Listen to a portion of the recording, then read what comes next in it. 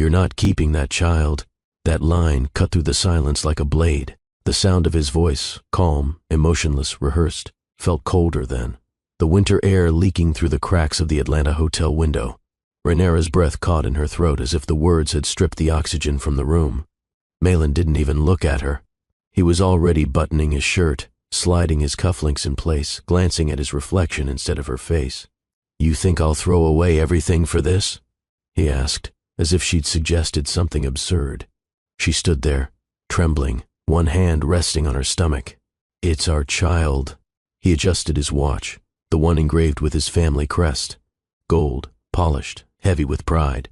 "No," he said softly, "it's your problem. Handle it, quietly." The paper on the table, an NDA, a medical appointment, and a wire transfer of $250,000, mocked her in silence. The scent of his cologne still filled the air, but it wasn't love anymore. It was power, arrogance, and fear rolled into one cruel reminder that she had loved a man who saw her as a secret, not a partner. Renera's lips trembled. "You said you wanted freedom, that you hated how your father controlled everything." He looked up then, meeting her eyes for the first time that night. His expression was blank. "Freedom," he said, "doesn't mean stupidity." She didn't cry in front of him. She just picked up her coat, her purse, and the last pieces of her dignity, and walked out. The elevator mirrors caught her reflection, pale, broken, but still breathing. Outside, the city was loud. Horns, laughter, traffic lights flashing against wet asphalt. Everything kept moving as if her world hadn't just ended. She turned off her phone that night. Then, 2 days later, she turned off her apartment lights and vanished. Weeks passed. The emails from his lawyers stopped coming. So did the phone calls. It was as if she had never existed. But the sickness in her mornings, the weight in her belly, reminded her otherwise.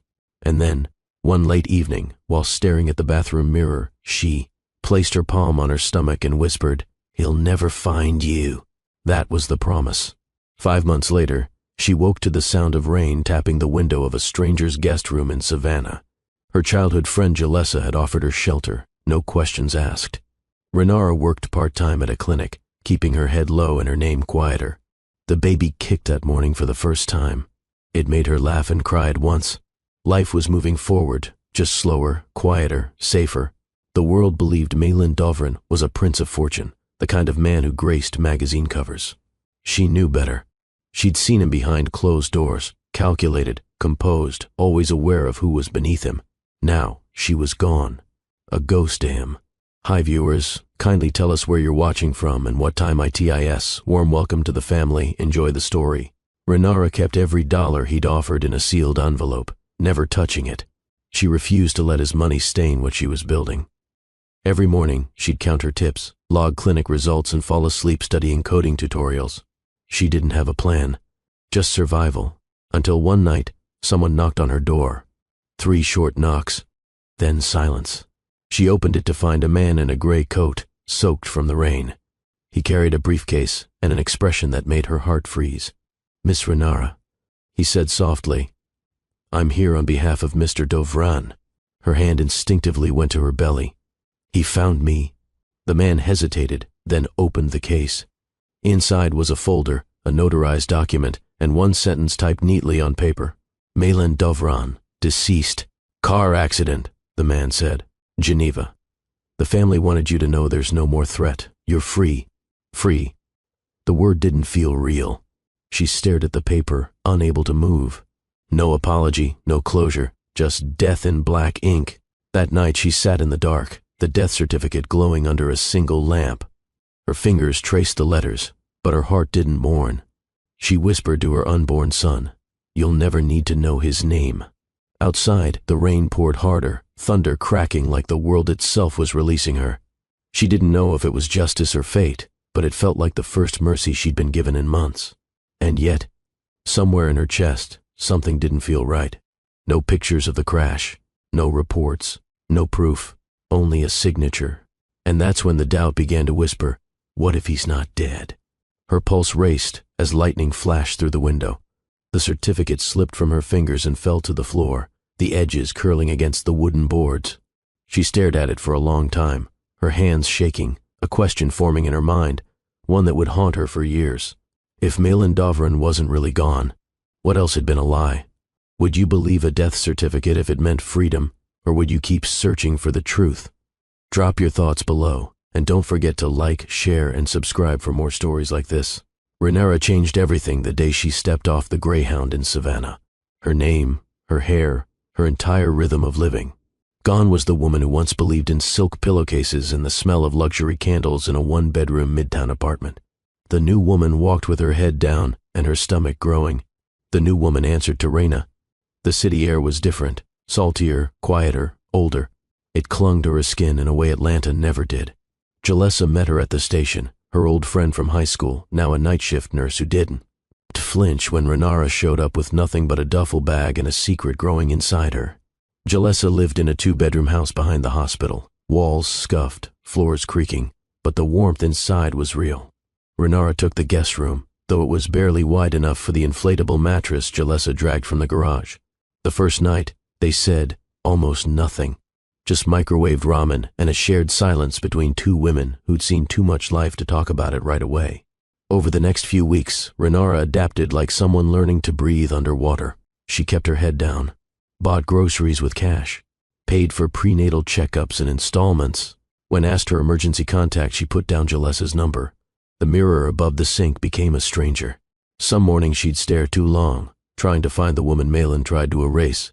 She didn't cry anymore. Not out loud, not where anyone could hear. She wrote in notebooks, mapped out baby name options, and whispered promises to the child inside her belly. One night, lying in the guest room, she felt it. A flutter, then a soft push. Her hands flew to her stomach. It was the first real kick. She laughed, too loud, too shocked, and covered her mouth. It was the first time in weeks that joy broke through. Outside, rain tapped against the window just like it had the night she'd learned Malin was dead. But here in Savannah, no one was looking for her. No tabloids, no lawyers, just borrowed safety, a loyal friend, and the rhythm of a tiny heartbeat inside her. She was still afraid, but she wasn't running anymore. She was hiding.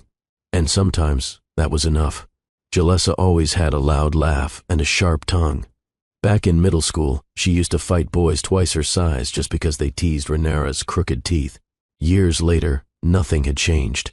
She still wore oversized scrubs, cursed at the kitchen sink when the faucet leaked, and danced barefoot to 90 Seconds R&B while making eggs. Their routines became therapy.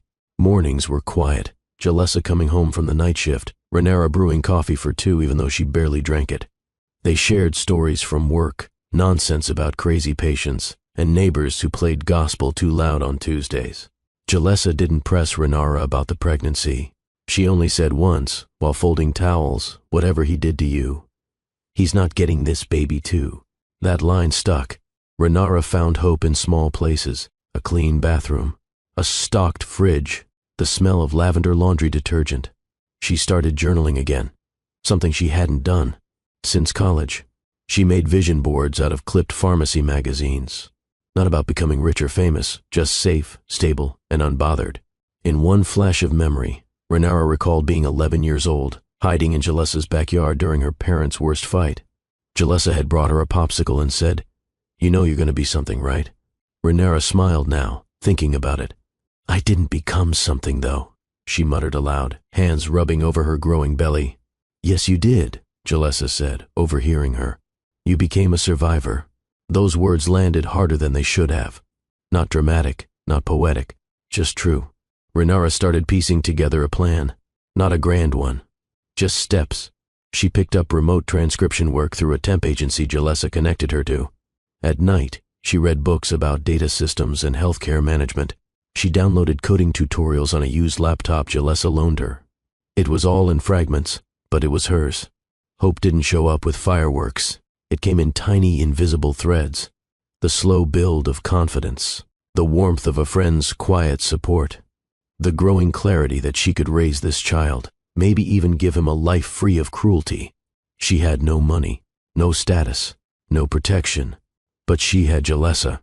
She had willpower, and that baby inside her belly had already survived more than most adults. That, in itself, was something worth building on. The contraction started at 3:27 a.m. Renara woke up, breathless, gripping the side of the mattress as pain shot across her lower back like a whip. At first, she tried to breathe through it.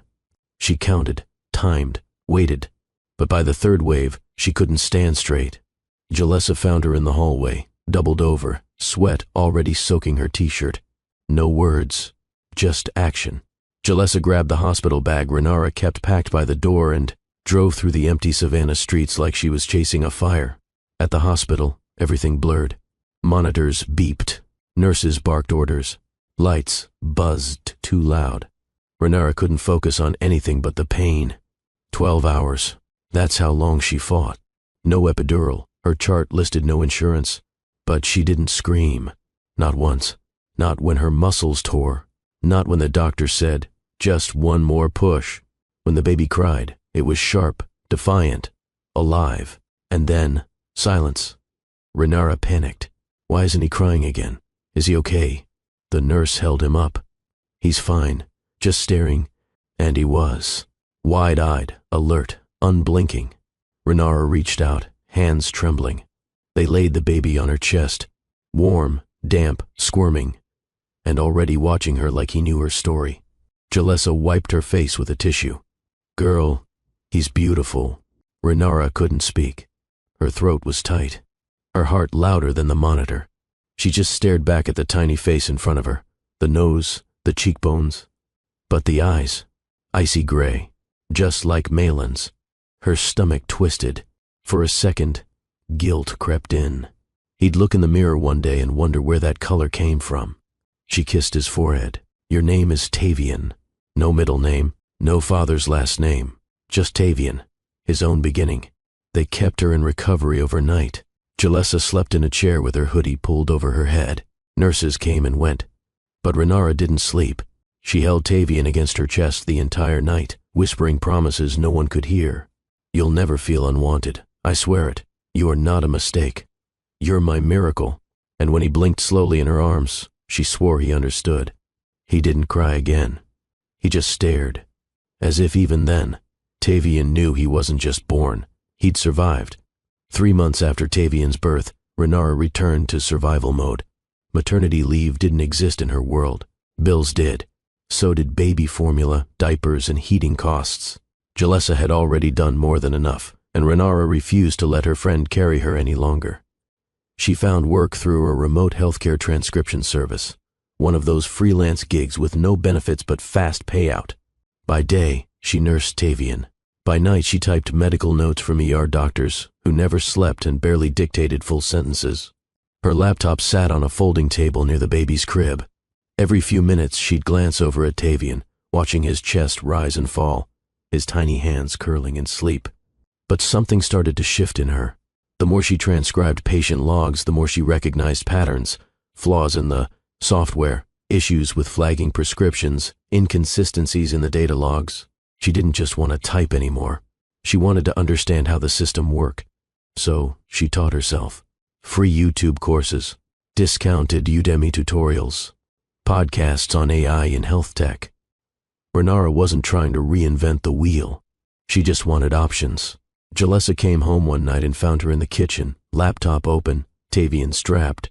To her chest in a carrier, a whiteboard filled with code snippets on the counter. "You trying to build the next Apple?" Jalessa joked, tossing her keys. "Nah." Renara smiled, eyes tired but focused. "I just want to stop asking permission to survive." That winter, she applied to a low-cost coding boot camp run by a local tech nonprofit. She got in. The classes were virtual, flexible. It didn't pay, but it opened doors.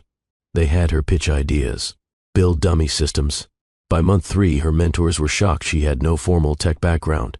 She pitched a concept, a lightweight platform for community clinics to manage prescriptions and patient notes on outdated systems. One of the mentors told her, "You might actually have something here." It wasn't a company yet, not even close, but it was the first time someone looked at her like a builder, not a woman with baggage. Tavian would sit beside her, babbling nonsense while she typed strings of code. And when she hit a bug she couldn't fix, she'd sigh, and he'd laugh. It became their rhythm, one keystroke at a time. It happened on a Tuesday. Tavian had just turned 2. That morning, he wouldn't eat. By noon, he was burning up, forehead hot, eyes glassy, body limp. Renara's hands shook as she dialed Jalessa. "He's not responding," she whispered. panic sitting heavy in her throat. "Get him to Memorial Health," Jalessa said firmly. "Now, I'll meet you there." Renara threw on a hoodie, wrapped Tavian in a blanket, and bolted down the stairs. Every red light made her want to scream. He whimpered once in the car, but didn't say a word after that. The ER was packed, but Jalessa was already at the front desk in her scrubs, waving her in. "Tell them you're my cousin. They'll move faster." Renara didn't ask questions. She filled out the clipboard using the fake last name she'd been using since she left Atlanta, Raina Holt. No insurance, no father listed, no emergency contact beyond Jalessa. The triage nurse raised an eyebrow. "You've never brought him in here before?" "No," Renara said quickly. "He's been healthy. They ran a fever panel. Flu, RSV, nothing life-threatening, but enough to keep him under observation for the night." She held him while he dozed, hooked up to monitors and in four, his tiny arm wrapped in soft gauze. "You're gonna be fine," she whispered into his curls. "Mama's got you." Then came the nurse with the tablet. "Hey, quick thing. We're updating our record system. Can I verify your info real quick?" Renara nodded, too tired to think. The nurse typed a few things, then frowned. Says here your ID number doesn't match our system." Renara's heart skipped. "Oh, that's probably a typo. Could be. Mind if I scan your license again?" "I don't have it on me." The nurse gave her a polite smile that didn't reach her eyes. "All good. We'll flag it manually." Flag. That word hit her like ice. 2 hours later, a different nurse approached. "Ma'am, can we speak with you in private?" Renara followed her into a side office. A security guard stood near the door, not aggressive, just present. "We had to run a system check," the nurse said. "One of our internal registries flagged a name from an old patient incident." Renara stiffened. The nurse pulled out a printed file. "You wouldn't happen to know a man named Malin Dovran, would you?" Renara's lungs froze. Her hand instinctively went to her chest like she was trying to stop her heart from leaping out. She didn't answer right away, just stared at the file the nurse slid across the table, her name typed beside Malin's. "I'm not sure I understand," she said, voice low. The nurse hesitated, glancing toward the security guard like she wasn't entirely sure what she'd stepped into. "It's strange," she admitted.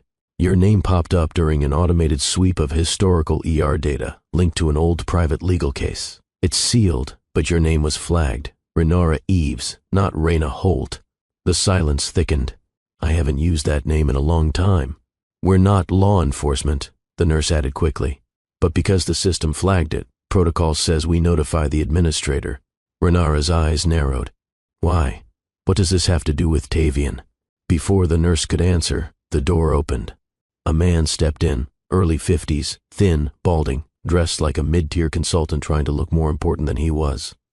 He held a leather folder and a neutral smile. "Miss Eves," he said, ignoring her startled expression. "My name is Gregory Harlan. I'm here on behalf of the Dovran Family Trust." Her spine straightened immediately. She didn't offer her hand. "We're not interested," she said coldly. "Whoever sent you, they're 24 months too late." Gregory didn't sit. He placed the folder on the desk and flipped it open. "I was instructed to deliver this directly. Should the registry flag your name again?" Inside was a document she recognized instantly, because she'd seen it before. Malin Dovran's death certificate. Official looking. Embossed seal. Cause, vehicular trauma. Location, Geneva, Switzerland. Date, 2 years ago. Renara's mouth tightened. "Why are you bringing this now?" He slid a second paper forward. "Because someone close to Mr. Dovran filed an inquiry, questioning the legitimacy of this certificate, and you may be the only person still living who could verify details from that period." She blinked. "Is this a threat?" "No," he replied calmly. "It's a formality." Renara stared at the papers, her stomach coiling into knots. If someone was questioning Malin's death, maybe he wasn't dead after all. Could you forgive a man who faked his death to escape responsibility? Stick around. This story isn't over. The garage was barely insulated. Winters crept in through the cracks, summers turned it into an oven. But Renara didn't care. That space became her war room, between a folding desk from Craigslist, a second-hand desktop, and a whiteboard scarred. With dry erase stains, she built the earliest version of what she would call VeraCore. It started simple. a prototype for secure patient data handling, lightweight, cloud-based, and customizable for underfunded clinics. Renara knew firsthand how much those places suffered: outdated systems, lost files, endless intake paperwork. Her tool wasn't revolutionary, but it was fast, clean, and cheap enough that any neighborhood clinic could afford it. She didn't build it to become rich.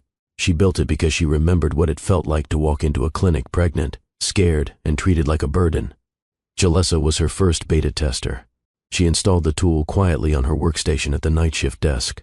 After a week, her supervisor noticed her charts were cleaner, search results faster, audit flags down. "What are you using?" the woman asked, squinting at the interface. "Something a friend made." The next week, 2 more nurses asked for access. Then 4. Word spread. Renara stayed up nights debugging. Tavian, now 8, would sit on the floor behind her, sorting colored wires like toys. She fed him ramen, helped him with spelling, then jumped back into code. When she needed help with the interface, she posted anonymously in online developer forums. A retired systems engineer from Denver messaged her, impressed by her structure. He mentored her quietly, no Zoom calls, just email threads that taught her how to scale. Months passed. Renara applied for a local small business pitch competition hosted by the Savannah Women's Tech Collective. She nearly deleted the application before submitting it. She didn't look like the other contestants. Most had Stanford MBAs or investors in their phones. Renara had a homemade prototype and a closet full of $8 dress shirts from consignment stores. Still, she showed up. On stage, she told her story. Filtered, not raw. She spoke about broken systems, underserved patients, and a better way to protect health data. She didn't say she was once homeless, hiding from a billionaire's lawyers. She didn't say she built her empire from fear. She just said, "I saw what was broken, so I built what I wish I'd had." When the timer beeped, her slides froze. Her laptop crashed mid-pitch. Gasps rippled across the room. Renara stood there, breath held, heart pounding. And then she smiled. "I guess it wouldn't be a health tech demo if something didn't break." The room laughed. Applause followed. She stepped off stage, thinking she'd failed. But she had no idea. Someone in that room had just decided she was worth betting on. Renara didn't win first place at the pitch event. A biotech startup with flashy branding and a $200,000 slide deck did. But that didn't matter. What mattered was what happened after. 2 days later, a 5-minute video clip of her pitch, specifically the part where her laptop crashed and she recovered with grace, was posted on the event's Facebook page. It was raw, shaky, shot on someone's phone, but it spread like wildfire. Single mom coder builds tool for real clinics. Garage build platform shocks health tech crowd. Authentic, gritty, real. That was the word that kept popping up in comments, real. In a sea of overpolished, jargon-packed presentations Renara came across, like someone who actually knew the problem because she'd lived it. The video reached 10,000 views within the week. Not viral by internet standards, but viral enough for Savannah, and viral enough to reach Cambria Reese. Cambria was a former nurse-turned-investor known for backing health startups led by underrepresented founders. She didn't care about logos or Ivy League resumes. She cared about grit. She tracked Renara down through the event organizers. Renara nearly didn't take the call. When she heard private equity, her trauma screamed, trap. But something in Cambria's voice was different. She didn't ask about exit plans or cap tables. She asked, "What do you need to make this real?" Renara blinked. "Honestly, a stable place to work, a better laptop, and someone who knows how to do the business part. I'm just trying to help clinics stop bleeding data." Cambria chuckled. "Good. I'm allergic to buzzwords anyway." She flew to Savannah 2 weeks later and sat in Renara's garage with a cup of gas, station coffee, nodding while Tavian played with a circuit board on the floor. "I'll front your seed round," Cambria said. 50,000, no strings. We file a legit LLC, build a beta version and test it in 2 pilot clinics. You don't owe me equity until you land your first paying client." Renara stared at her like she was hallucinating. "You serious?" Cambria grinned. "Dead serious. You're not some sob story. You're a founder. You just didn't know it yet." That night, Renara cried in the shower. Not out of fear this time, but relief. She stepped out with a towel on her head, looked at Tavian curled up on the couch and whispered, "We're building something. For real this time." And just like that, Viracore became more than an idea. It became a threat. Tavian was 13 the first time he bypassed a school firewall just to install Linux. Not for anything illegal. He just hated how slow the school computers ran. His teachers thought he was a quiet kid, a little too smart, a little too distracted. But at home, he came alive. Their 2-bedroom apartment, now above a laundromat downtown, was wired like a tech bunker. Cables snaked across the floor. The walls buzzed with routers and backup drives.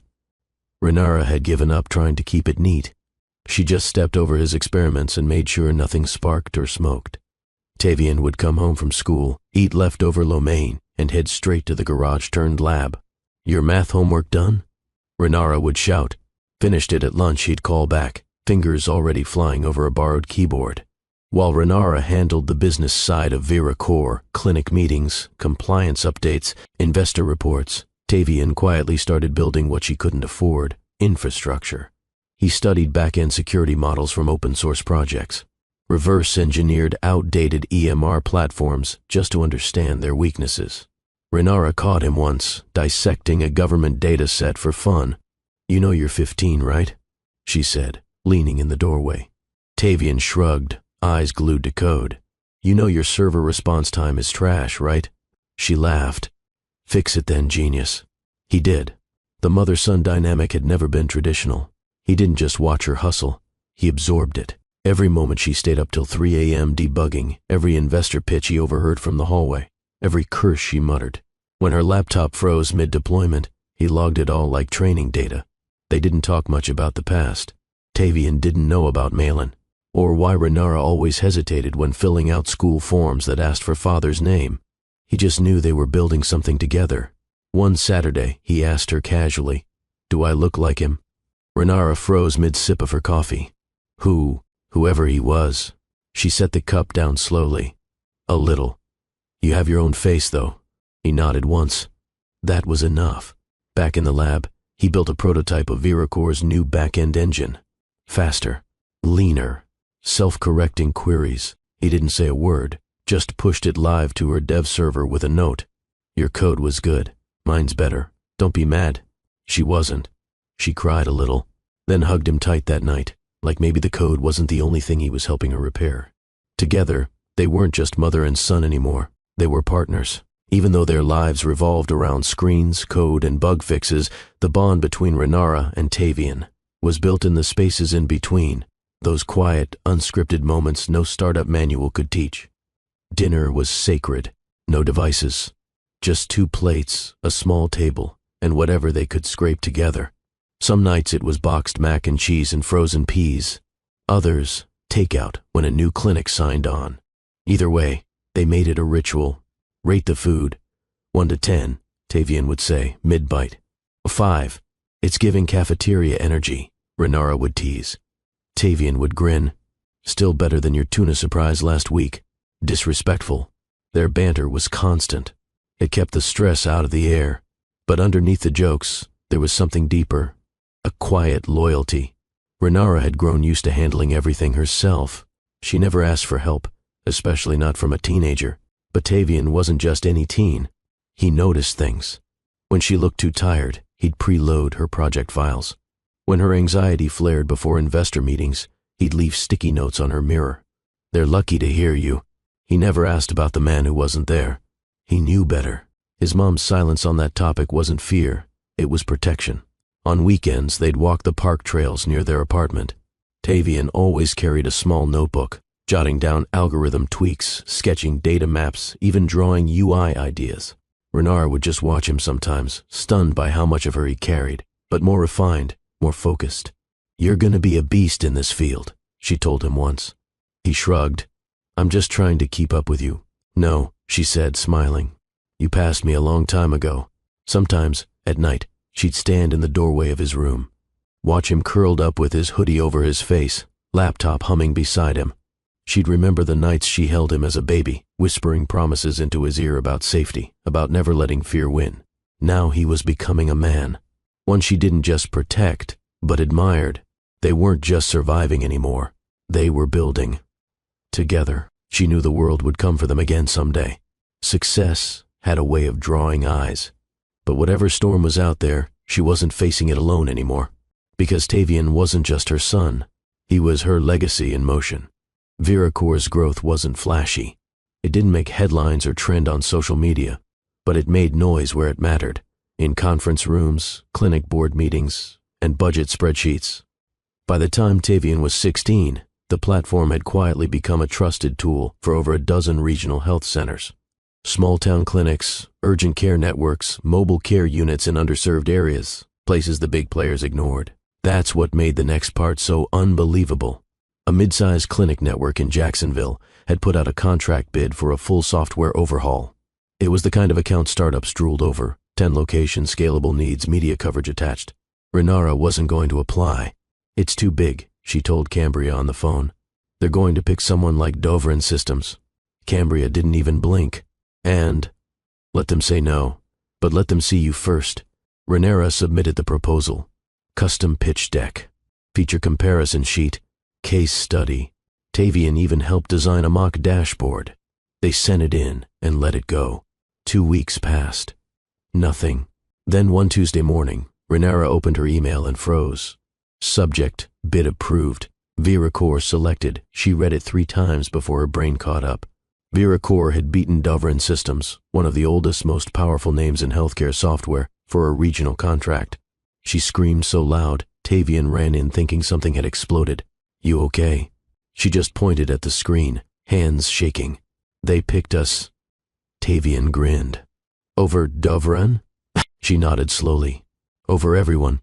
Later that night, she sat in the garage staring at the whiteboard filled with code and plans and old post-it notes from 4 years ago. There, in the top corner, was one that read, "Built from scratch, not from shame." Tavian walked in, holding a root beer float he made her to celebrate. You think he knows? Renara blinked. Who? You know who? She stared out the garage window, heart pounding. He will, she said quietly. He always finds what he can't control. That night, her inbox flooded with new inquiries. Clinics, vendors, even a mid-tier healthcare magazine asked to feature her. But one email stood out. No subject, no signature, just a link. She clicked. It was a news alert. Former Dovran Heir spotted in Atlanta Business District after presumed death abroad. Her stomach dropped. He wasn't dead. The invitation came a week later. Formal. Clean. Tucked in a cream-colored envelope, hand-delivered by a courier in a pressed blazer.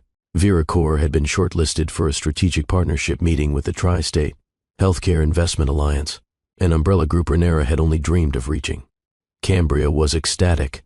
This is how we scale. If they like your numbers, you're sitting at the table with national buyers. This could change everything. Renara wore her best suit. Not designer. Tailored. Sharp. Unapologetic. Her hair was pulled back. No makeup except clear gloss. She didn't come to impress. She came to dominate. Tavian walked her to the building lobby and handed her a USB drive. Backup files. Just in case. She smiled. What would I do without you? Crash mid-pitch and cry in the car. She rolled her eyes, hugged him tightly, and stepped into the elevator. The conference room was all glass and chrome, polished, sterile, money. The table stretched wide, filled with men in dark suits and women in soft pastels. She introduced herself, presented clean metrics, clinic served, user feedback, growth trajectory. No frills, no fluff. People nodded. One man asked about long-term integration. Another asked about licensing. Then a voice spoke from the far end of the table. Deep. Too familiar. Impressive numbers. But how do you plan to secure long-term client trust in a market with legacy giants? Renara froze. Slowly she turned toward the voice. There he was. Malin Dovran. Not a memory. Not a ghost. Not a death certificate. Alive. Gray at the temples. Leaner. But those eyes. Those same sharp, calculating eyes. He met her gaze, calm, professional, like she was just another pitch on his schedule. She said nothing. Her throat burned. Her hands clenched under the table. Cambria leaned over. You okay? Renara whispered. That's him. Cambria blinked. Who? Renara's eyes didn't leave him. Tavian's father. Across the table, Malin tilted his head slightly, almost a smirk. He recognized her. Of course he did. But this time, she wasn't the scared girl with the duffel bag. This time, she was the woman standing between him and a market he thought he owned. And she wasn't leaving. The elevator dinged at the 27th floor of the North Point Tower, but Renara didn't move right away. She stared at the polished doors as they opened, her reflection staring. Back at her, steady eyes, jaw clenched, pulse betraying the calm exterior. She exhaled and stepped out. The reception area was all glass, leather, and manufactured warmth. A young assistant offered coffee. Renara declined. She wasn't there to sip or smile. Inside Conference Room B, a high-stakes acquisition meeting was already underway. PowerPoint slides cast light across a mahogany table surrounded by brokers, executives, and one man who had no idea his past was about to walk in. She pushed the door open mid-sentence. The lead broker stopped speaking. Eyes turned. Malin turned last. His face didn't register recognition at first. It had been 2 decades, and Renara looked nothing like the 22-year-old medical assistant he once tried to pay off. But then his eyes widened. His mouth paused mid-breath. And in that frozen moment, silence fell across the room like a dropped curtain. Renara stepped forward slowly, her heels slicing through the hush. "Excuse me," the broker stammered. "This meeting is closed." She raised one hand. "Won't take long." Then she locked eyes with Malin. "Sorry to interrupt, gentlemen," she said, voice like steel beneath velvet. "But you're not buying anything here. Especially not what you tried to kill." His face lost all color. Someone at the table shifted uncomfortably. Another whispered to the broker, "Who is that?" Malin didn't speak. He couldn't. Renara dropped a folder on the table. It slid across the polished wood like a threat. "Inside are the reasons your deal is about to fall apart. Trust me, they'll read it." She turned on her heel and walked out. Nobody stopped her, not even Malin. The door shut behind her like a gunshot. In the hallway, she didn't break stride, didn't look back. She pressed the elevator button and waited. Behind her, panic had begun to ripple through the room. She didn't care. Let him explain himself. Let him sweat. This wasn't revenge. Not yet. This was just the first warning. The second she'd said it, the room froze. That one line, calm, deliberate, laced with venom, cut through the buzz of financial jargon like a blade. It wasn't loud. She didn't shout. But the impact was louder than any scream. Malin's fingers, mid-click on a presentation remote, stopped moving. Someone at the far end of the table asked, "Excuse me, what is this about?" Renara didn't answer them. She only looked at him. Her voice had that dangerous steadiness only a woman who'd rebuilt herself could possess. "You thought I disappeared," she said. "You thought I took your money, vanished, and stayed gone. But I didn't need your money. I needed your absence." Now people really paid attention. No one cared about market share anymore. They cared about the storm quietly erupting in front of them. "You're not buying anything here," she repeated. "Especially not what you tried to kill."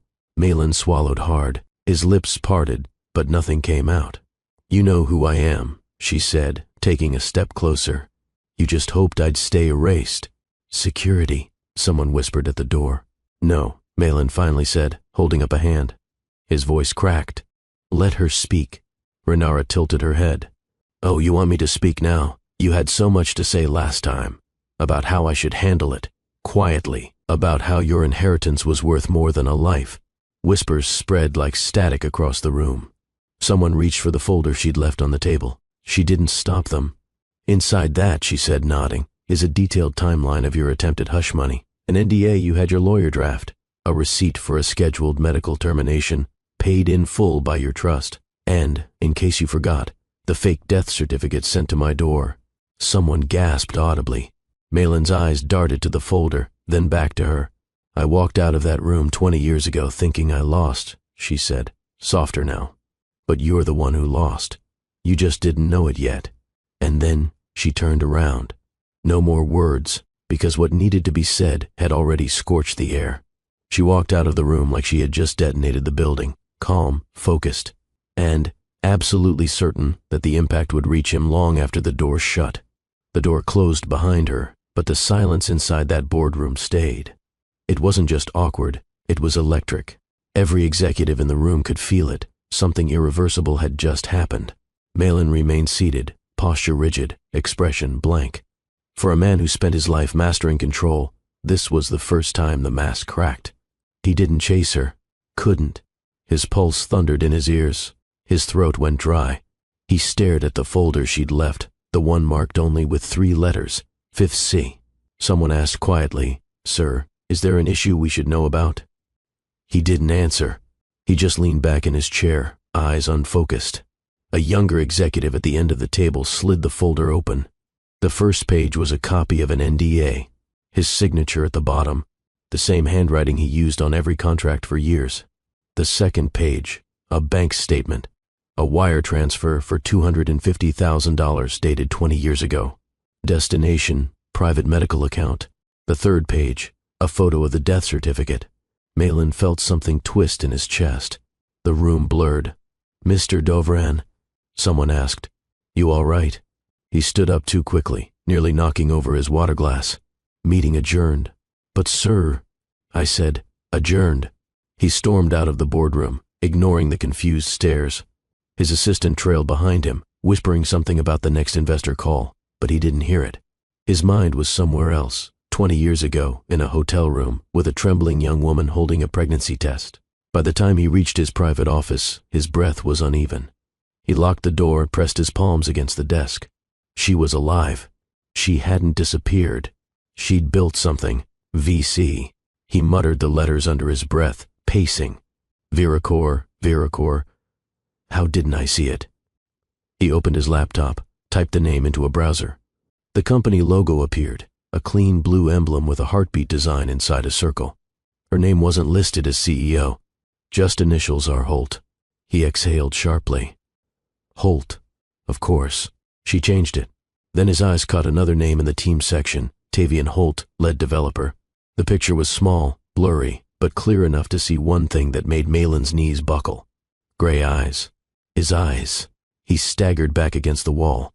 For the first time in his life, Malin Dovran felt something colder than fear. He felt consequence. That night, Savannah's air was heavy, humid, slow, and restless.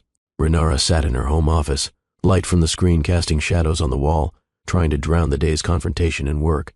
She replayed that boardroom moment again and again, every detail looping like a film reel she couldn't pause. The knock at the door startled her.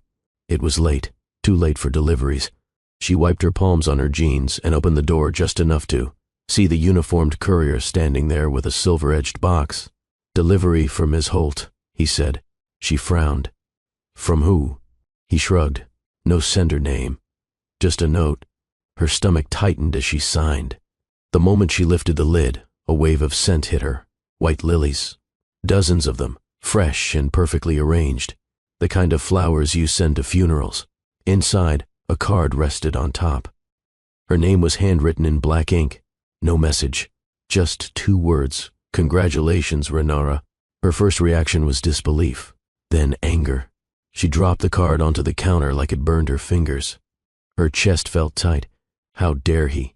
How dare he try to make this look civil? Jalessa walked in from the hallway, noticing her expression.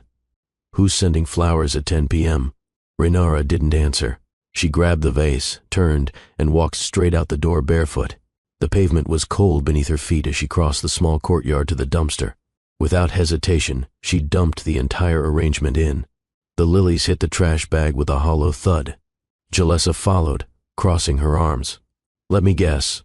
Him?" Renara nodded. "He still thinks this is a game." Jalessa sighed. "Then don't play." Renara looked up at the night sky. It was clouded over, no stars, just city haze. "He doesn't understand," she murmured. "He's not dealing with the same woman anymore. The one he tried to bury is gone." Back inside, she tore the delivery slip in half and dropped it in the shred bin. Then she opened her laptop. Her inbox had exploded. Mentions, article links, people tagging her company's name. The clip from the meeting had leaked. Someone had recorded her walking in, dropping that line. The video already had thousands of views under the caption. "Unknown CEO confronts Dovran executive in live meeting. Powerful moment." She stared at the headline, heart racing. This wasn't just personal anymore. It was public. And if Malin wanted to send her flowers, fine. She'd send him back a storm. By the next morning, The internet had already made Renara a quiet legend.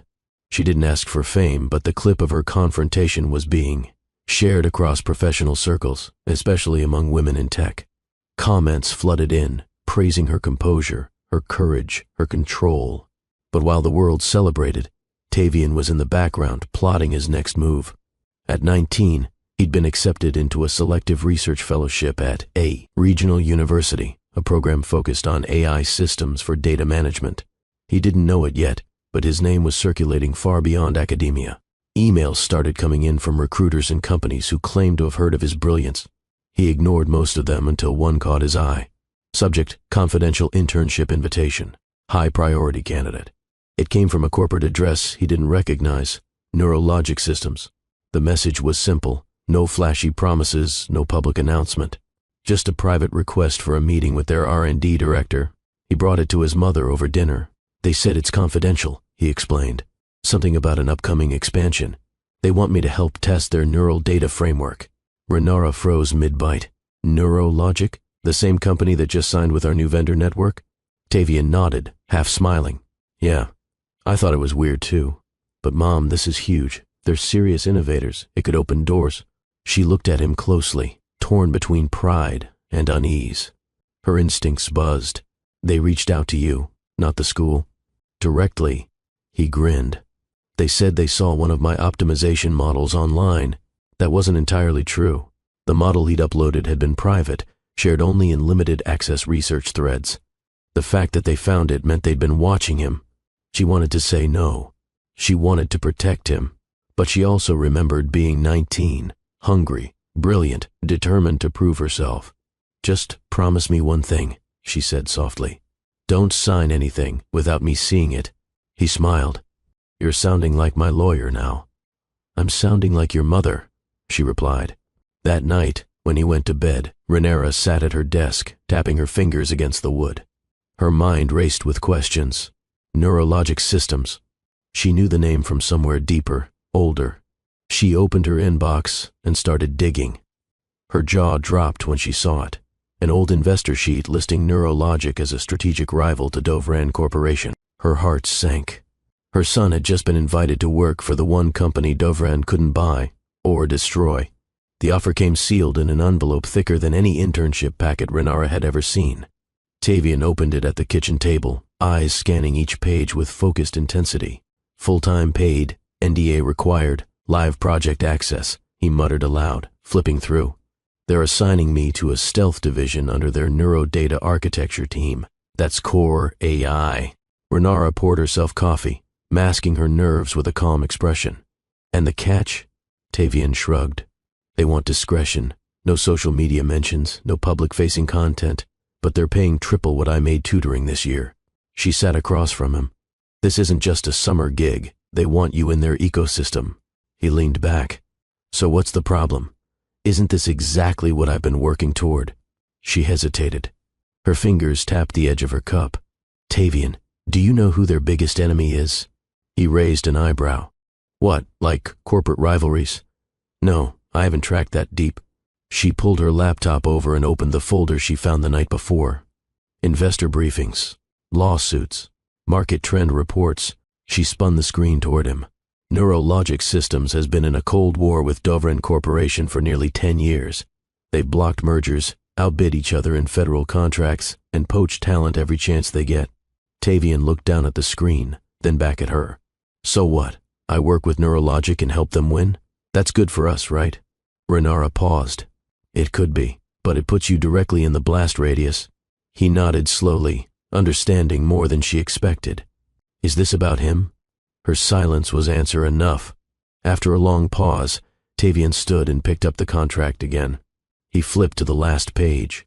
Then maybe it's time I stepped into the blast. Head on. He pulled out a pen and signed his name. Renara didn't stop him.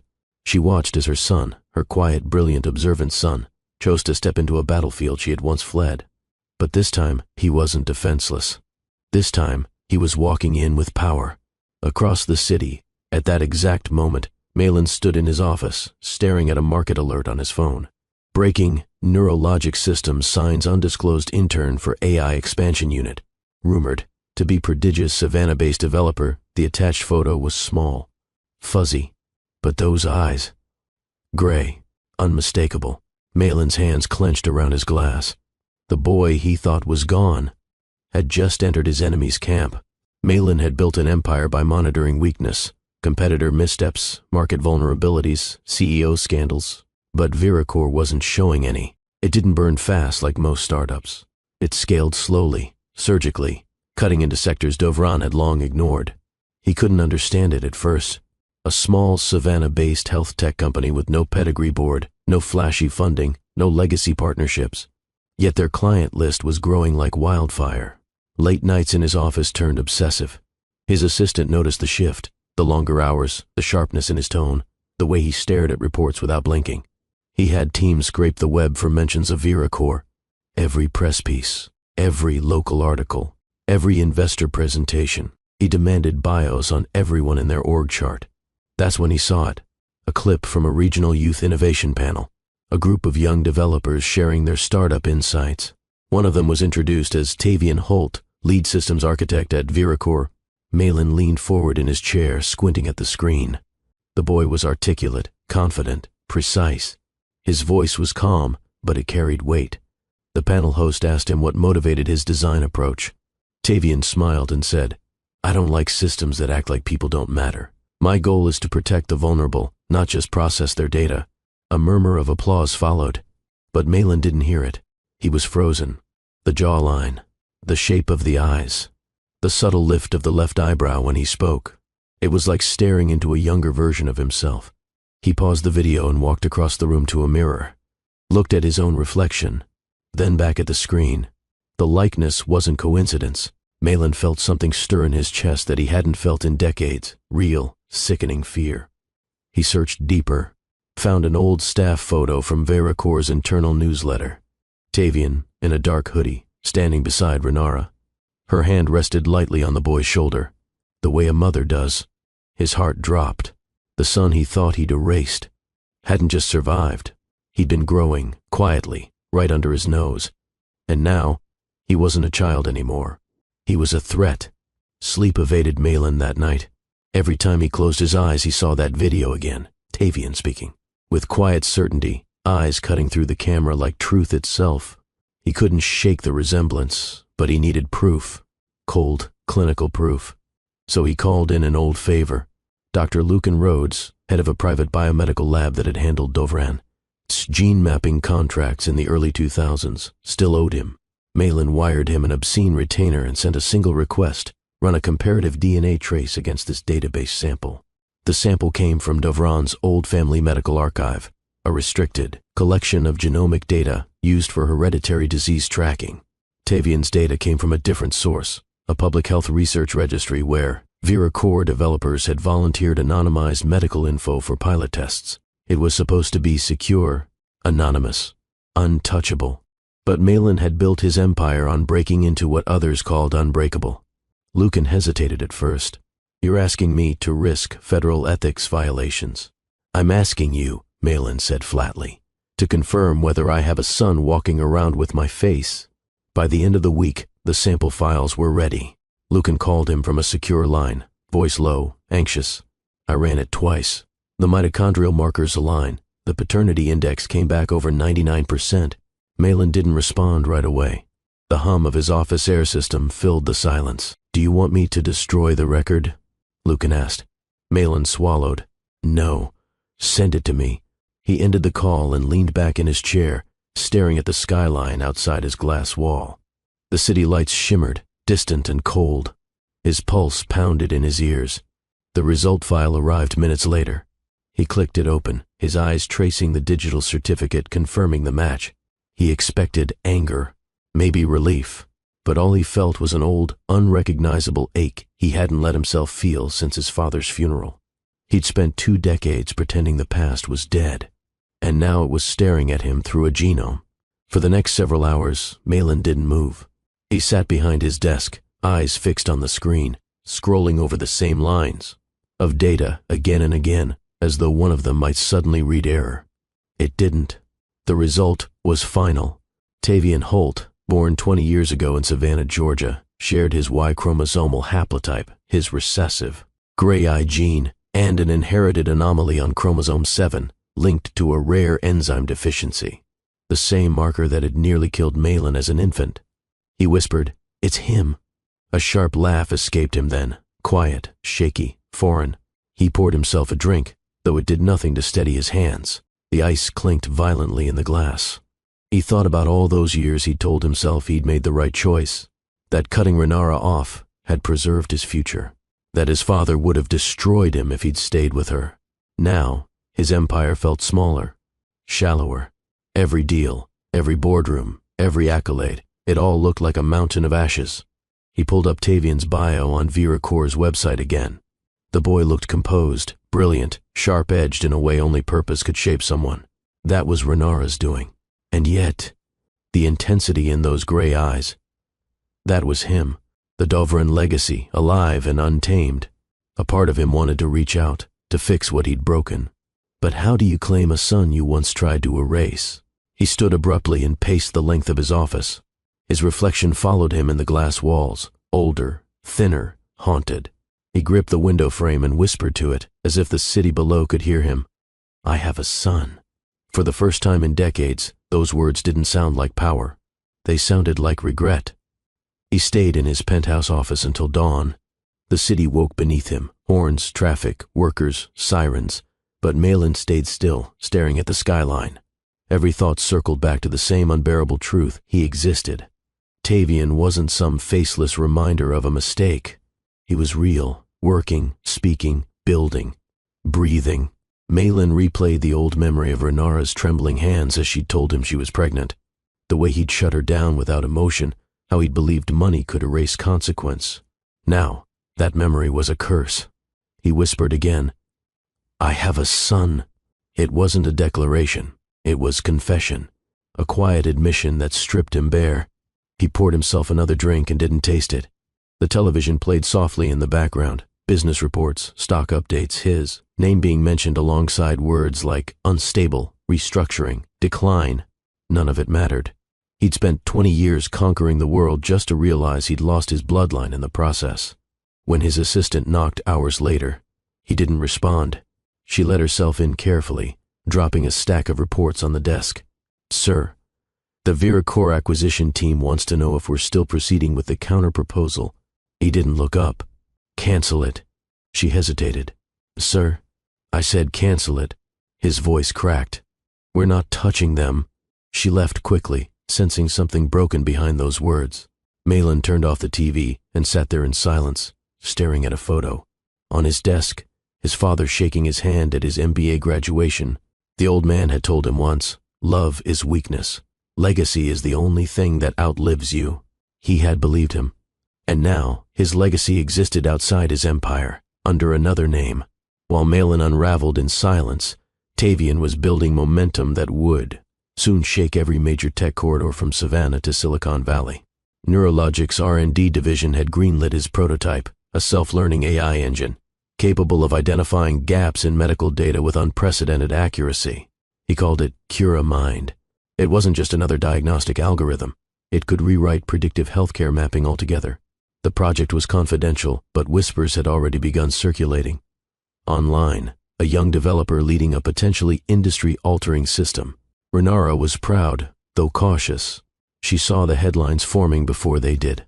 Attention always drew eyes, and in her world attention could still mean danger. Tavian, however, was unstoppable.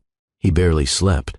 He coded through weekends, scribbled formulas on napkins, and rewrote neural sequence patterns during dinner. "This is it, Mom," he told her one night, eyes bright. "The system's learning on its own. It's adapting faster than even we projected." Renara smiled, masking her unease. "Just promise me one thing." He looked up. "Don't let anyone own what you build." He nodded, though he didn't fully understand yet. By the time Curamind's internal demo rolled out, even Dovran's analytics teams were whispering. The boy from Viracor had created something their billion-dollar labs hadn't, and Malin, watching from behind the curtain of his empire, knew exactly what that meant. His son wasn't just existing, he was about to surpass him. Malin didn't wait for an invitation. He flew to New York overnight, no assistance, no entourage. He walked into Neurologic's headquarters unannounced, flanked by confused security guards trying to keep up. The receptionist stammered, "Sir, do you have an appointment?" He ignored her and pressed forward toward the glass-walled executive suite. The chairman, an older man named Gerard Vance, looked up from his desk, startled. "Malin? What on earth?" "I'm not here for pleasantries," Malin cut in, voice sharp. "I'm here for the boy." Gerard frowned. "What boy?" "Tavian Holt." He leaned on the desk, eyes burning. "He's mine." The chairman leaned back slowly, confusion crossing his face. "Yours? He's under internship protection, Malin. You can't just claim—" "Don't tell me what I can't do." Malin's hand hit the desk. "You want a merger? You want Dovran to back your expansion? Then bring him in. I'll make him head of my next-gen subsidiary." Gerard blinked. "Does he know any of this?" "No," Malin admitted, jaw tightening. "But he will." "Why now?" Gerard asked quietly. Malin stared out the window at the skyline. "Because everything I built means nothing if my bloodline stands on the other side of the war." For a moment, the office was silent except for the hum of the city below. Finally, Gerard sighed. "You can't force him, Malin. Not this one." Malin turned toward him, his face hollow. "Watch me." Outside, cameras from business networks were already swarming the lobby. The whispers had begun again. And this time, the story wasn't about an empire's power. It was about a man desperate to reclaim a legacy that no longer wanted him. The call came from Cambria. It was early. Rhaenyra still in her robe, sipping coffee. Tavian already gone for his internship shift. "You're not going to like this," Cambria said without preamble. "I just got off a call with someone at Neurologic's legal team. Malin Dovran was in their building." Rhaenyra's hand froze midair. "When?" "Yesterday. Stormed into Gerard Vance's office like he owned the building. Said Tavian was his son and that he wants him on the Dovran board." Rhaenyra set the mug down, her stomach coiling. No, he doesn't get to decide that now. He doesn't get to show up after 2 decades and declare ownership. That's not all, Cambria added. He threatened to withdraw support from a pending merger unless Tavian is included in the New Gen Development Division. Rhaenyra stood, pacing. Her breath tightened. She'd known Malin would retaliate. She just didn't think it would be this fast, or this bold. Cambria lowered her voice. "They're trying to stay neutral, but if he keeps pressuring them, it's going to look like a corporate war. And Tavian? He's caught in the middle of it." Rhaenyra walked to the window, looking out at the street below. Kids waiting for a bus. A dog barking. Normal things. Safe things. Things Tavian deserved to have. "He's trying to rewrite the narrative," she muttered. "Make himself look like the wronged father reclaiming his son." Cambria didn't reply, but the silence confirmed what she feared. Malin was laying the groundwork. "I need to end this," Rhaenyra said quietly. "I should have ended it the moment he walked into that first boardroom." Cambria hesitated. "What are you thinking?" Rhaenyra's voice was calm, steady, cold. "I'm thinking it's time the world saw the receipts." She ended the call, walked to the hallway closet, and pulled down a worn storage box marked RE in black ink. Inside, the last traces of the woman Malin tried to erase, and the evidence he'd hoped would never resurface. Rhaenyra hadn't opened the box in years. She didn't have to. She remembered every item inside like they were etched into her bones. The folder was still sealed with a red rubber band, faded and brittle. Her fingers trembled as she removed it. Inside, the first page was the NDA, non-disclosure agreement typed neatly, on Dovran Corporation letterhead, with Malin's signature at the bottom. Her own name, printed in legal bold, Rhaenyra Eves. Next, a certified check. $250,000, never cashed. She'd kept it as evidence, not money. The numbers still looked fresh. Malin's signature, slanted and deliberate, signed across the line like he was authorizing silence. Then came the document that still made her sick. A scheduled medical termination appointment, booked through a private clinic Malin's legal team had arranged. The form listed her due date, gestational age, and payment in full. The word confirmed was stamped in red across the top. Rhaenyra's breath shook. Even after all these years, the paper felt heavy, not just with memory, but with consequence. The final page was the death certificate, a perfect forgery. The signature of a Swiss coroner who, as far as she knew, never existed. Malin had faked his death to disappear from her life, and now he was trying to reappear in their sons. She sat back, holding the documents in her lap. She thought of Tavian, the boy with fire in his mind and gentleness in his spirit. The boy she raised alone, who never asked for anything more than truth and safety. And now the man who tried to destroy that truth was knocking on his door, offering him a throne built on denial. Renara stood, the folder clutched to her chest. She wasn't doing this to embarrass Malin. She wasn't doing it for revenge. She was doing it so no one could ever say they didn't know. So that when Tavian looked back at this moment in his life, he wouldn't just see corporate headlines and betrayal. He'd see proof that his mother fought, that she never stopped, and that she came prepared. The boardroom buzzed with tense energy. Neurologic's directors, stakeholders, and senior developers were gathered to finalize the merger structure. Tavian's name was already on the agenda under next-gen development integration, but they hadn't seen the hurricane approaching. The glass doors swung open. Renara didn't knock, didn't ask. She walked in like she owned the oxygen in the room. Her gray suit was sharp, her hair tied back, her face unreadable. Some recognized her immediately. Others whispered. A few glanced toward the security guard posted near the hallway. Gerard Vance, the chairman, stood halfway. "Miss Holt, this meeting is about to hear something it should have heard 20 years ago." She held the folder in one hand. Her voice didn't shake. "You're entertaining a proposal from a man who forged a death certificate to escape fatherhood, who offered me money to disappear, who booked an abortion without my consent and tried to scrub my existence out of his legacy." No one moved. Malin was seated at the far end of the table.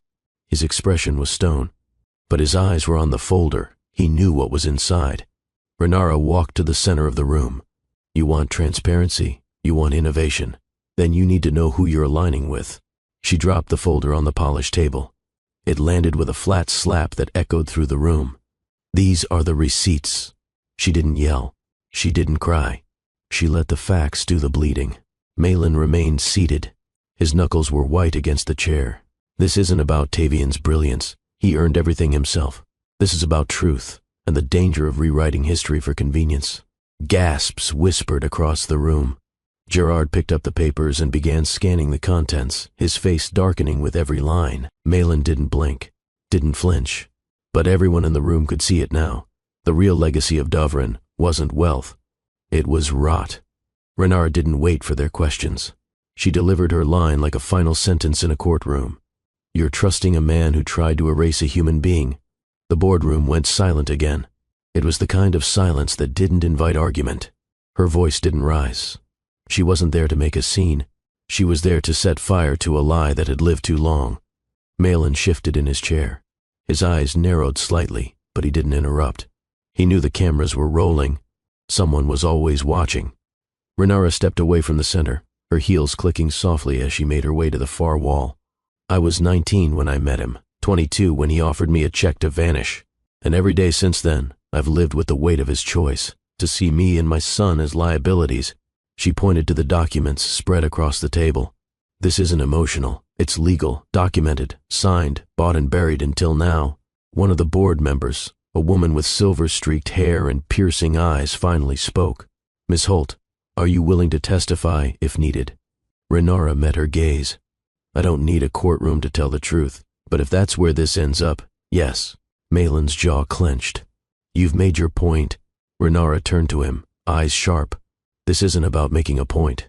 This is about making sure Tavian never has to question who protected him, and who sold him off like a bad decision."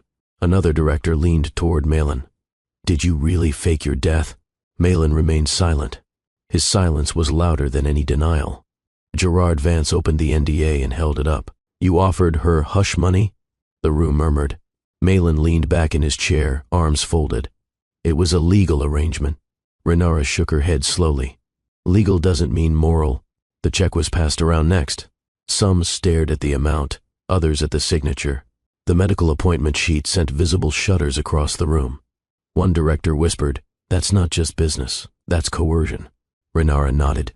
That's exactly what it was. He tried to erase Tavian before he was even born, and now he wants to parade him as a rightful heir to a throne built on denial.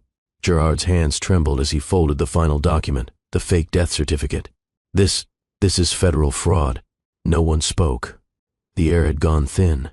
Renara stepped forward one last time. I don't want a lawsuit. I don't want his money. I want my son left out of whatever illusion he's trying to create now. Her eyes met Malin's. You didn't want him when he was inconvenient. You don't deserve him now that he's powerful. The doors opened again. Tavian stood there, quiet, still. No one noticed him at first. The board was too stunned, too buried in shock. But Renara turned. Her breath hitched. Tavian. His eyes swept the room. The papers. The projector slide still showing Dovran's proposal. His mother standing tall. His biological father seated coldly. Gerard rose. Tavian, you weren't supposed to. I saw the invite, he said calmly. Wanted to see it for myself. Malin slowly stood. I was going to tell you. Tavian's face was unreadable. I already knew. And then he looked at Renara. His voice softened, but it cut deeper than anything else in the room. Why didn't you tell me? They didn't speak on the drive home. Tavian sat in the passenger seat, eyes on the road ahead, his hands folded tightly in his lap. The folder from the boardroom sat between them, unopened. Renara's knuckles whitened around the steering wheel, but she didn't rush to fill the silence. She knew better than to try and fix something in a single conversation. Back at the apartment, he walked straight to his room and shut the door. She let him. An hour passed, then 2. Finally, just before midnight, she knocked once and entered. He sat on the floor, knees pulled up, the papers spread across his bed, every receipt, every signature, every secret she'd kept buried. Say something, she whispered. He didn't look at her. You lied to me. She sat beside him, close but not touching. I didn't lie. I omitted. That's the same thing. No, she said gently. It's not. Lying would have been telling you he was a good man. Omitting was choosing not to let his cruelty define you. He finally looked at her, eyes stormy. You didn't think I deserved to know who I was? She shook her head. I thought you deserved to be free. Free from fear, free from being someone's pawn in a legacy war, free to become who you were meant to be, not who his last name demanded you be. Silence. She reached for the abortion appointment slip, holding it up. This was scheduled without my consent. He was ready to erase you before you even had a name. Tavian swallowed hard. I left Atlanta with nothing, she continued. No money, no support. I changed my name, hid in borrowed rooms, taught myself how to survive. I built Viracor with one hand while holding you in the other. She met his eyes. Do you know how many nights I stood over your crib and prayed you'd never meet a man who saw you the way he saw me? As disposable. Tavian's voice cracked. You should have told me sooner. I wanted to, she admitted, but I also wanted you to walk into every room believing you were whole. Not a question mark. His shoulders dropped, tension bleeding from his frame. I never wanted to be your shield, she said softly. But I was willing to be if it meant you could breathe without him poisoning your roots. Renara had kept the memory buried for years, the raw, sleepless nights in Jalessa, his back room when everything felt too big and she felt impossibly small. Tavian was just days old when the crying started. Not his, hers. She would stand by the crib, fingers clenched into the rail, watching him breathe just to prove he was real. In the dark, under the thin ceiling fan, she'd whisper apologies to a child who couldn't understand.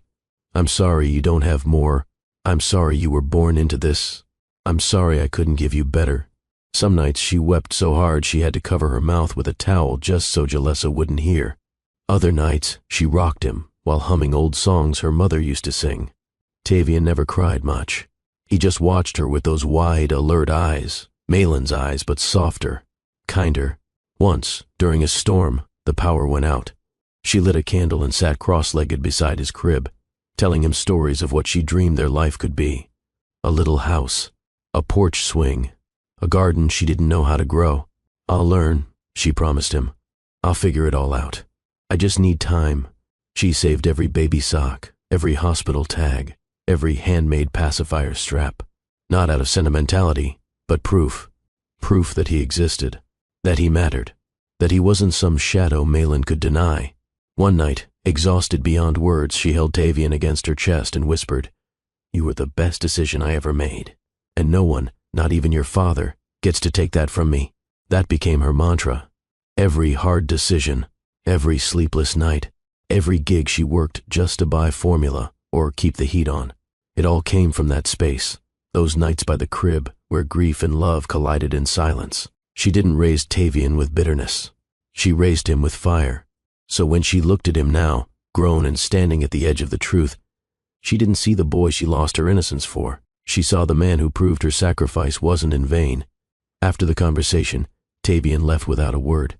Renara didn't follow. He walked down to the shoreline, where the night air was thick with salt and wind. The moon hung low, reflected in ripples across the dark sea. Shoes off, he walked barefoot through the cool sand, trying to process the weight of it all.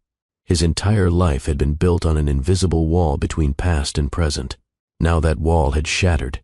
He wasn't angry, not the way he thought he'd be. It wasn't betrayal that stung. It was the realization that the person he'd wanted answers from had always been protecting him from the question. He thought of every late-night project with his mom typing beside him, every packed lunch, every dollar she refused to take from outside investors who wanted too much control. She hadn't kept him from his father. She'd kept his father from poisoning the only parts of him that were still his. He sat on a driftwood log, staring at the tide pulling in and out. He stayed until the horizon started to shift from black to blue. When he returned home, the lights were off. Renara had fallen asleep on the couch, folder on her lap, one hand resting protectively over it, even in sleep. Tavian knelt beside her quietly. He didn't wake her. He just pulled the blanket off the back of the couch and draped it around her shoulders. Then, without warning, he wrapped his arms around her. She stirred, startled. "Tavian." He held her tighter. "Thank you." "For what?" "For everything." She let out a shaky breath and leaned her forehead against his. "You deserved better than secrets," she whispered. He pulled back just enough to look her in the eyes. "I don't care how it started. I care how I finish it." They sat in the kitchen the next morning, sunlight pouring in through the windows, warming the quiet tension between them. Tavian stirred his cereal slowly, eyes focused, mind somewhere else.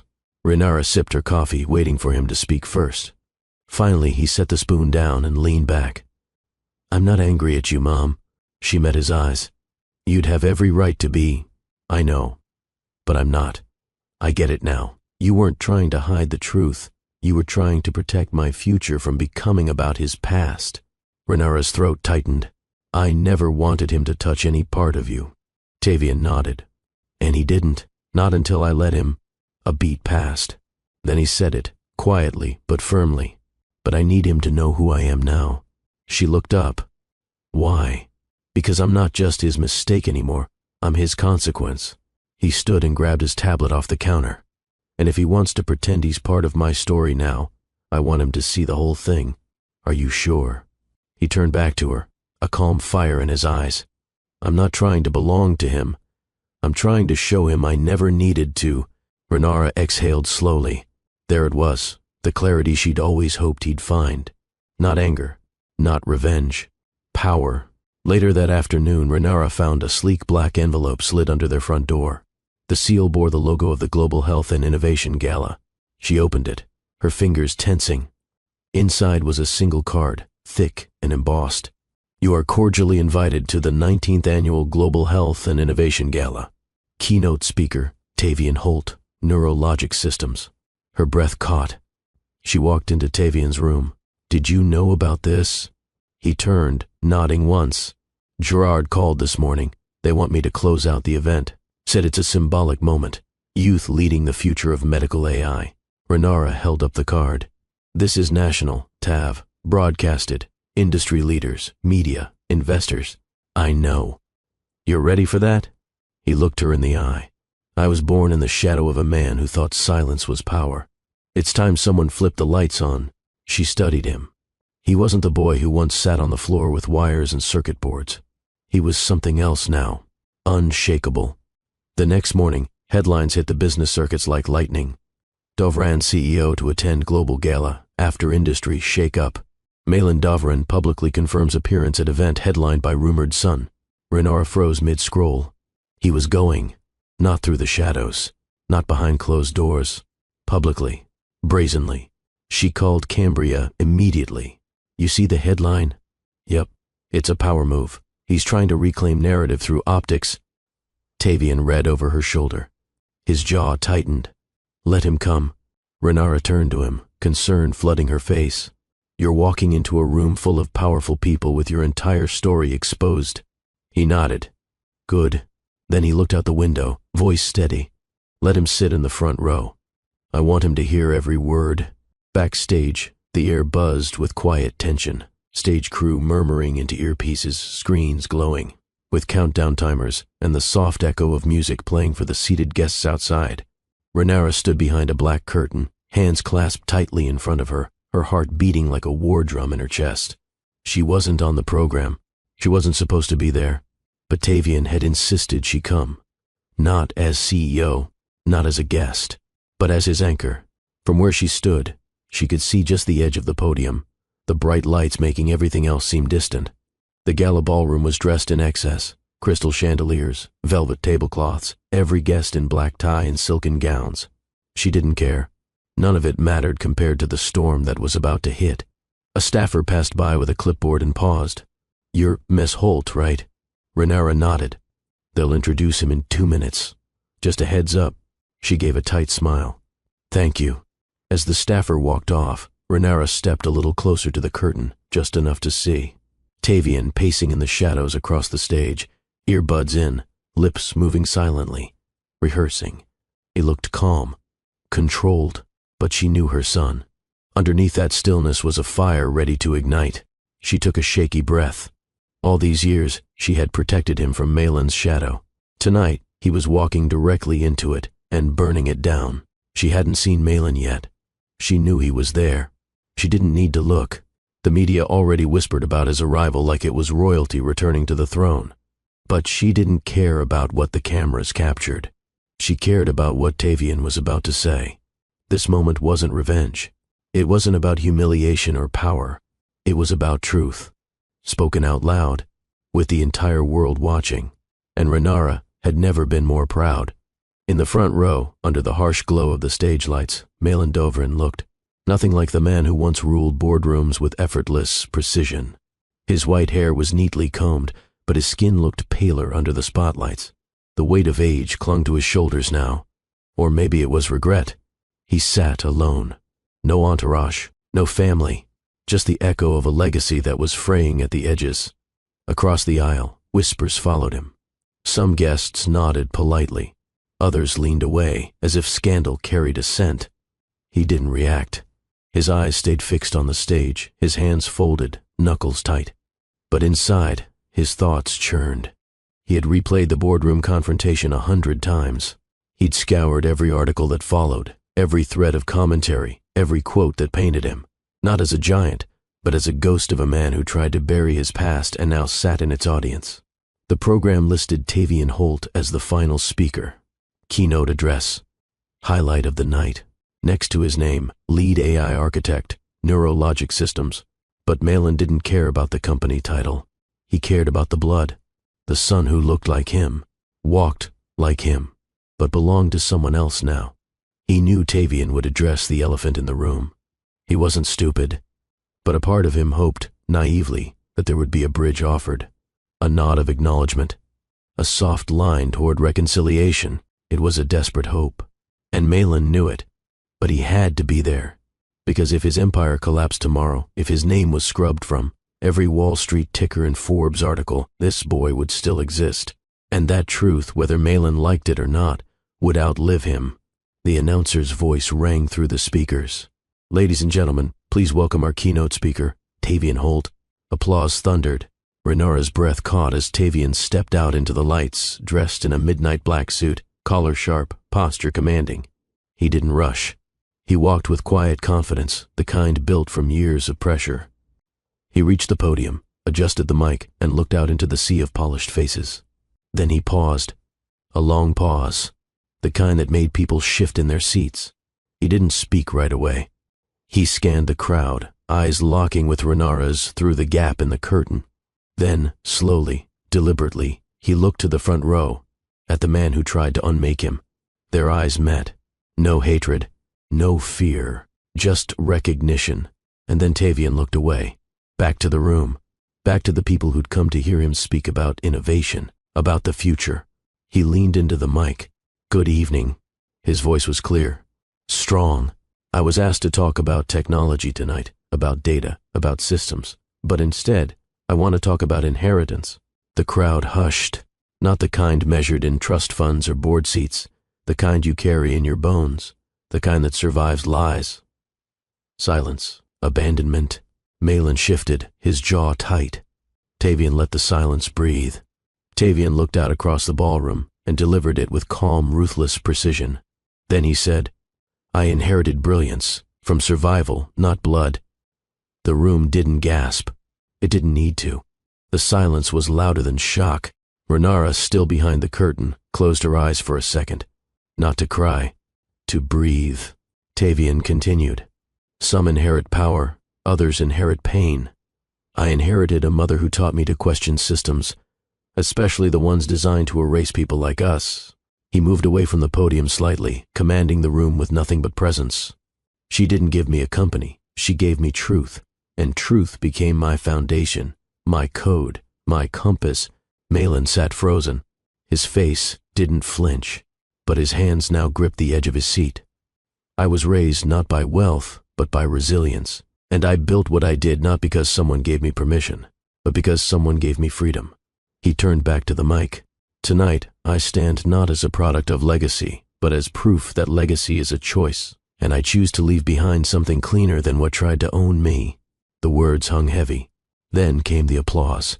It started with one clap, then another, then the wave hit, dozens, then hundreds of people rising to their feet. The applause rolled through the room like a roar. Phones flashed, cameras clicked, journalists typed furiously. This wasn't just a speech. It was a public reclamation of power. Renara pressed a hand to her chest backstage, overwhelmed. Her baby, the boy she once held through sleepless nights, had just shaken an industry to its core. And he hadn't yelled. He hadn't begged for recognition. He told the truth. Calmly, unapologetically, Tavian stood still as the room lit up around him. He didn't smile. He didn't bask. He simply nodded once, then stepped back, letting the sound wash over him without owning it. Because this moment didn't belong to him alone. It belonged to every kid who ever wondered if they were enough. To every mother who ever fought in silence. To every legacy that refused to bow to bloodlines. Malin remained seated. He couldn't clap. He couldn't move. He had just watched his son rewrite the ending of a story he thought he'd buried. The internet didn't take long. By midnight, every major outlet had published the clip. I inherited brilliance from survival, not blood. Tavian Holt shocks global gala Dovran Empire. Rocked by speech from secret Heir CEO confronted at gala as son rejects legacy on stage.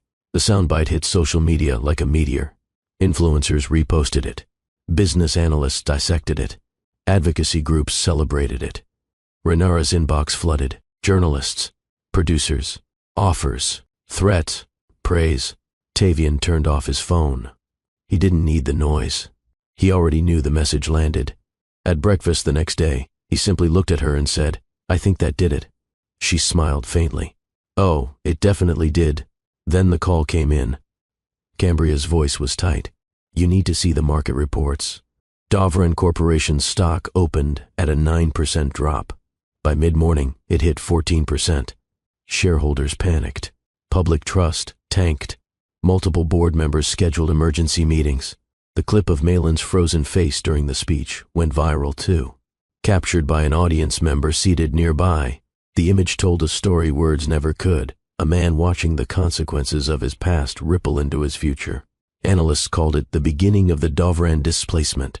But inside Malin's office, all was quiet. He watched the numbers fall. He didn't call PR. He didn't release a statement. He simply stared at the final headline on the screen. Legacy is a choice, and he didn't choose you. The pen hovered over the heavy cream paper, a relic from a time when Malin Dovran still sent embossed cards to presidents and kings. His hand trembled, not from age, but from the unfamiliar weight of humility. He had never written an apology in his life, not to a rival, not to a partner, certainly not to a child. But the word son didn't come easily to him anymore.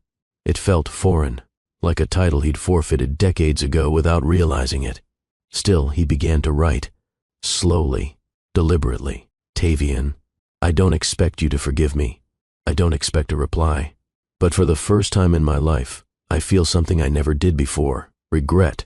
Not for my fall. That was long overdue.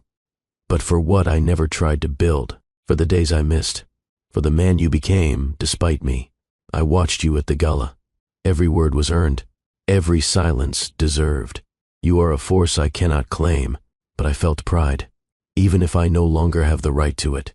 I once believed legacy was built on control, but you've shown the world it's built on courage. I am sorry for the paper trail, for the silence, for the choices that forced your mother to fight alone. I was wrong, and if this is the last page in our story, at least let it be one written in truth. Malin. He sealed it himself. No assistant, no secretary, just trembling fingers and a wax stamp. When the courier arrived, Malin placed it in his hand and said only 3 words, "Deliver it personally." He didn't expect redemption, but writing those lines was the first thing he'd done in years that felt honest. The letter arrived the next morning. Renara was on a conference call when the doorman buzzed.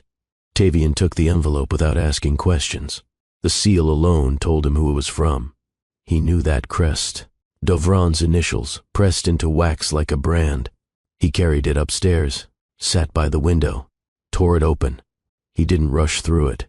He read every word, twice. Then, he folded it in half. Quietly. He didn't speak, didn't cry, didn't curse. He placed it in the drawer next to his journal, shut it, and walked to the kitchen to make coffee. Renara didn't ask. She simply watched him from the hallway, knowing exactly what had arrived. She waited. But Tavian never brought it up. He didn't frame it. He didn't tear it.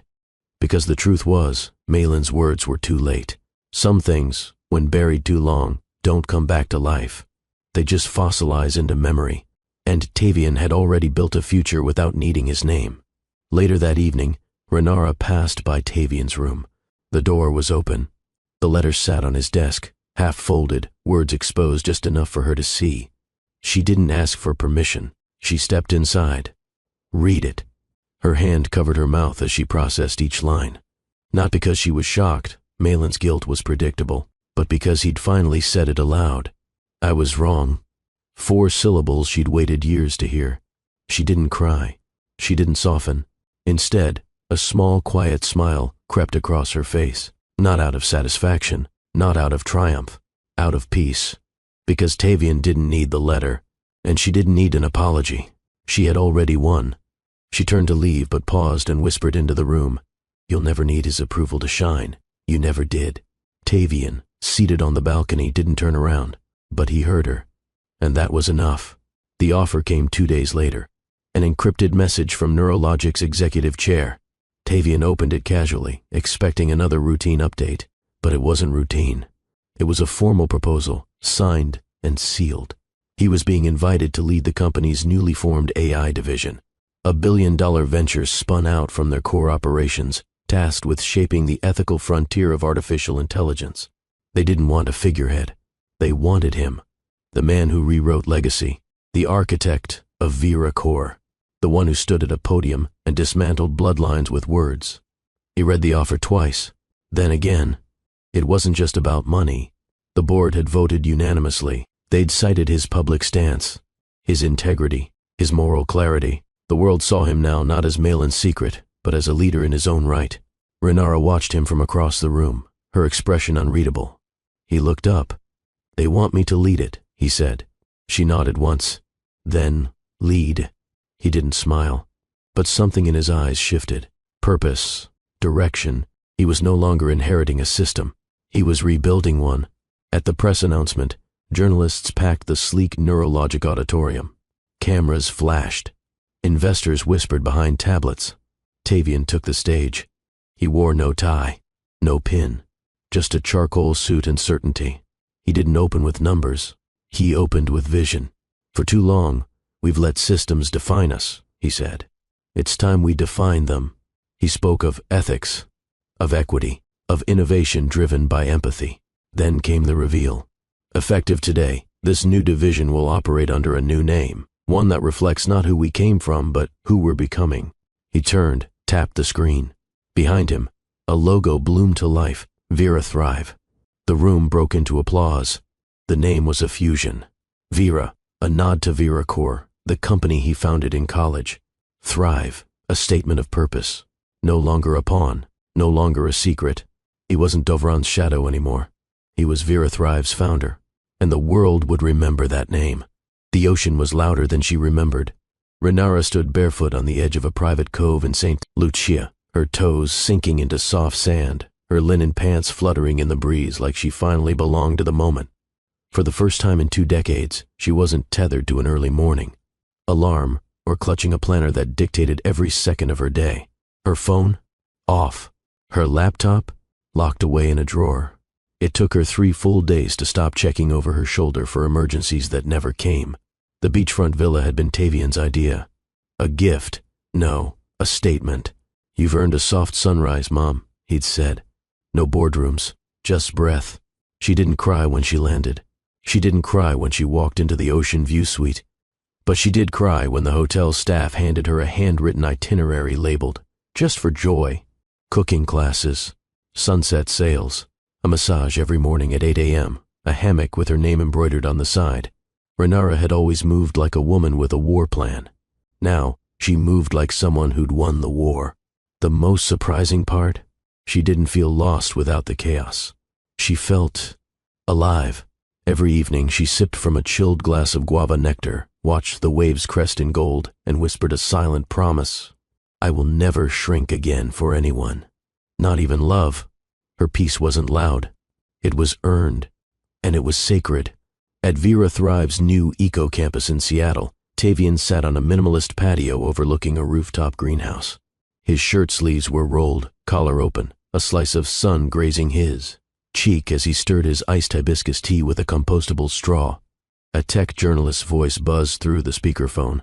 "Your stock is surging faster than OpenAI's first launch. Any comment on why?"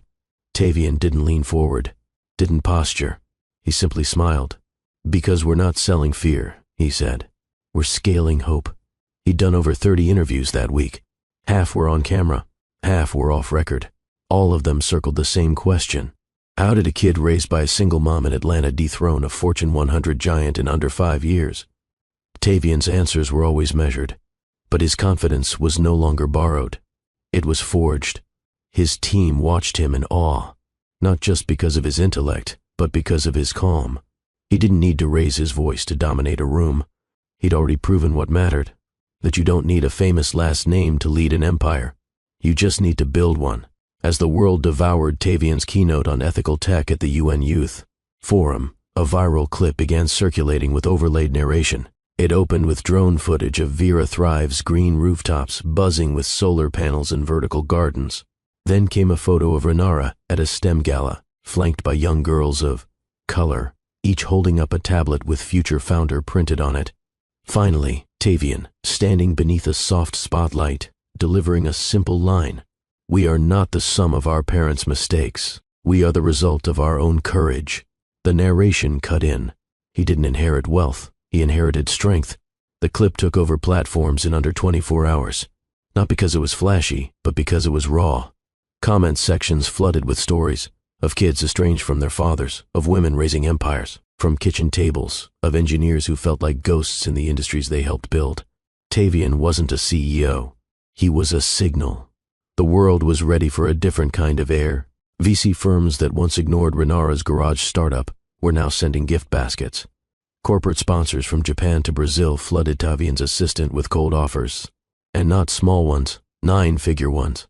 Tavian responded with a firm, strategic filter: no partners who exploit, no brands with lawsuits, no billionaires looking for redemption arcs. He made it clear Vera Thrive would not become a front for dirty money, or a side hustle for corrupted names trying to clean their legacy. Instead, he created a reverse pitch system. They had to prove they deserved him. Only 5 made the shortlist. Only 2 passed. Because Tavian wasn't building a business for applause. He was building a future his children could be proud of. One where ethics mattered more than logos. Where loyalty wasn't bought, it was earned. And the irony? Every investor Malin once claimed were too woke for the real world, they were the ones begging now. In Stanford's elite MBA program, a new case study made the syllabus: the fall of Dovran Corp. It wasn't just a lecture on financial collapse. It was a moral autopsy. Professors walked students through the decades of unchecked power, the culture of silencing, dissent, and the one fatal miscalculation, trying to erase a life that wouldn't stay buried. Slide by slide, they showed how Dovran's name had once been synonymous with innovation. Now, it was a whisper of failure, a corporate ghost. What made the story sting most for students? Tavian Dovran hadn't taken revenge through sabotage. He'd just outgrown the need for their approval. By building something stronger, smarter, and anchored in humanity. In business circles, a new phrase emerged. You're pulling a Vera Thrive. Translation? You're winning without playing dirty. And Dovran? It became the ultimate lesson. Legacy without love is dust. In a sterile condo overlooking the Sound, Malin sat alone in a room designed by someone else's taste. The television was on mute, but the image was unmistakable. Tavian on CNN, speaking. With dignitaries, sharing frameworks on AI safety, grinning beside world leaders. Malin reached for the remote, paused. His hand hovered, then dropped. The wine beside him was untouched. So was the bowl of caviar someone sent last week and forgot to collect. He hadn't spoken to anyone in 3 days. The last time his name had been mentioned in public, a blogger quoted Tavian's gala line and wrote, "Sometimes the only inheritance you need is proof you survived your father." Malin didn't flinch. He just stared. He had everything he once chased, and none of what mattered, because Tavian hadn't needed to destroy him. He just outlived him in relevance. In silence, Malin shut off the screen. Renara on a beach, Tavian in a sunlit lab. A former empire crumbled into silence. Would you have exposed him, or let karma do the work? Tell us in the comments. And don't forget to like, share, and subscribe.